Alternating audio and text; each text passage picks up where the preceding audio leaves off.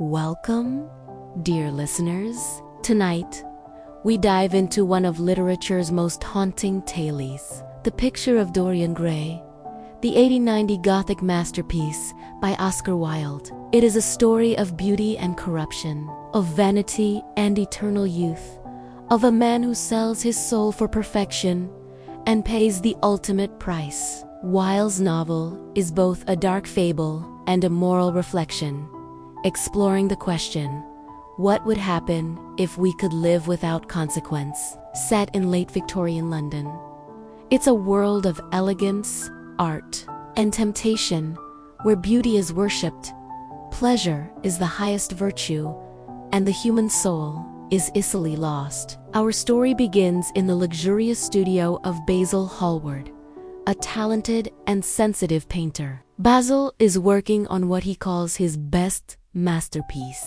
a portrait of a young man named Dorian Gray.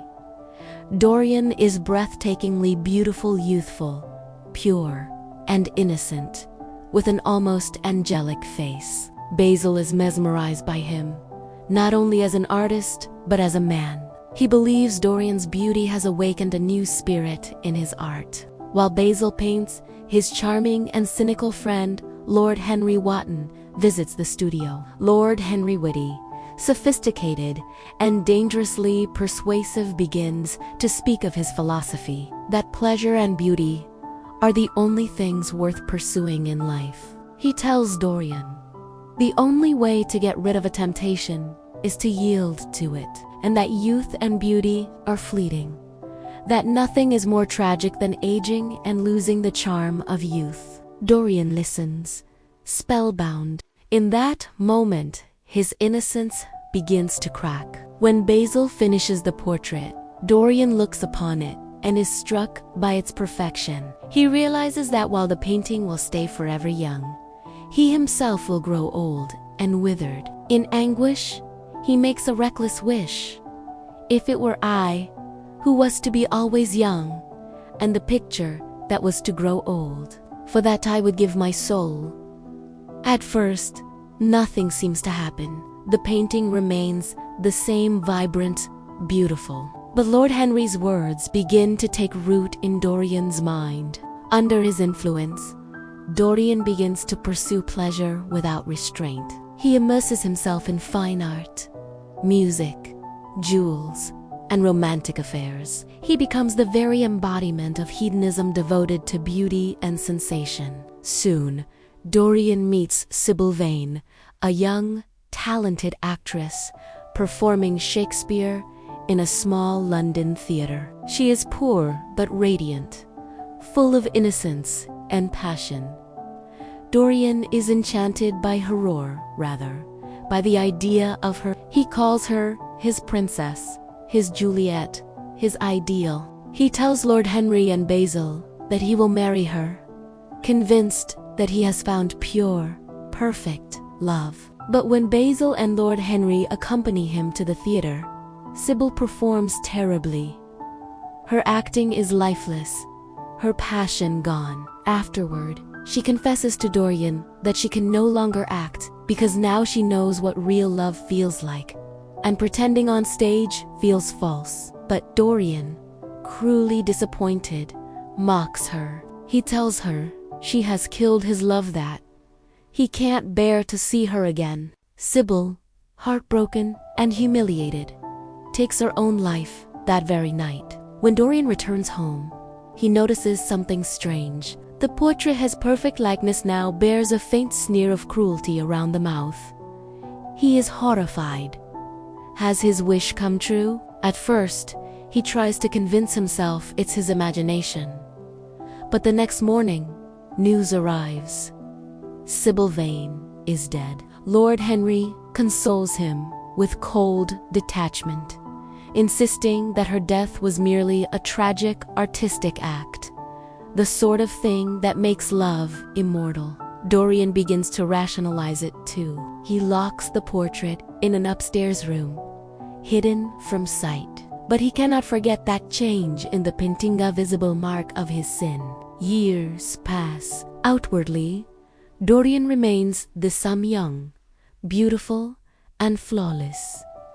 But inside, his soul he indulges in every kind of vice: parties, drugs, affairs, cruelty, and corruption. He destroys reputations, breaks hearts, and ruins lives. Yet no trace of age or guilt ever appears on his face. The portrait, hidden in the locked attic, grows monstrous, the painted face twisted by evil, the once pure eyes now filled with deceit and sin. Rumors begin to circulate. People whisper that something unnatural surrounds Dorian Gray. Men who know him fall into ruin. Women who love him end in despair. But Dorian himself remains untouched, unaging, smiling phantom of youth. One night, Basil visits Dorian before leaving for Paris. He pleads with him to change his life, to pray, to repent. "You have influence," Basil says. "Use it for good, not for evil." But Dorian, in a moment of cruel mockery, decides to show him the truth. He leads Basil upstairs to the locked room and uncovers the portrait. Basil gasps. The once beautiful image is now hideous, a monstrous reflection of Dorian's corrupted soul. He falls to his knees, horrified, begging Dorian to pray for forgiveness. But Dorian, filled with rage and shame, seizes a knife and murders Basil. Hallward, he hides the body, blackmails an old acquaintance to destroy the evidence, and washes his hands as though nothing happened. The portrait now bears a new mark, blood on its hands. After Basil's death, Dorian plunges even deeper into darkness, but beneath his calm exterior, paranoia and guilt begin to consume him. He visits opium dens in the city's shadows, desperate to forget himself. There, he is recognized by James Vane, Sybil's brother who has sworn vengeance for his sister's death. James follows him through the night, ready to kill him, but when he sees Dorian's youthful, innocent face, he hesitates. Could this truly be the man who destroyed his sister 18 years ago? It seems impossible. Dorian's face has not aged a single day. James lets him go, only to later discover the truth too late. Days later, he is accidentally shot during a hunting trip, another life destroyed in Dorian's shadow. Dorian begins to panic. He realizes that his sins are catching up with him, that his secret cannot stay hidden forever. He returns to his home and gazes once more upon the portrait, the hideous, monstrous version of himself. He can no longer bear it. He decides he must destroy it to free himself from the curse once and for all. In the silence of the night, Dorian takes the same knife he used to kill Basil Hallward. He raises it high and plunges it into the heart of the portrait. A terrible scream echoes through the house. When the servants burst in, they find the portrait restored. Dorian's face, once again beautiful, young, and innocent, just as it was when it was first painted. But on the floor lies a dead man, old, withered, and hideous, his body stabbed through the heart. They recognize him only by the rings on his fingers. It is Dorian Gray.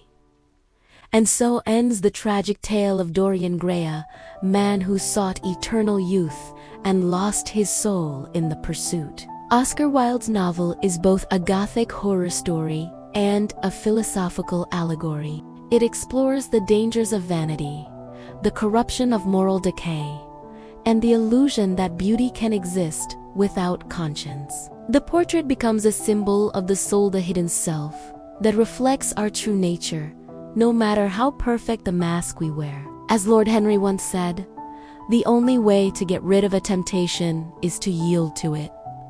But Wilde shows us that surrendering to temptation doesn't set us free, it enslaves us. In the end, Dorian Gray gains eternal youth, but loses everything that makes life worth living. Oscar Wilde's The Picture of Dorian Gray remains a timeless meditation on art, morality, and the human condition. It asks, what is the price of eternal youth? Can beauty exist without goodness? And what happens when we value appearance over the truth within? Wilde himself once said, behind every exquisite thing that existed, there was something tragic. And in Dorian Gray's life, as in our own, we are reminded that every soul carries its own portrait, hidden from the world, but visible always to the eyes of eternity. Thank you for joining this journey through the Picture of Dorian Gray, a tale of beauty, sin, and the haunting price of vanity. If you enjoyed this retelling, don't forget to like, share, and subscribe for more timeless classics brought to life through narration. And remember, every portrait tells a story, but not every soul can bear to see its reflection.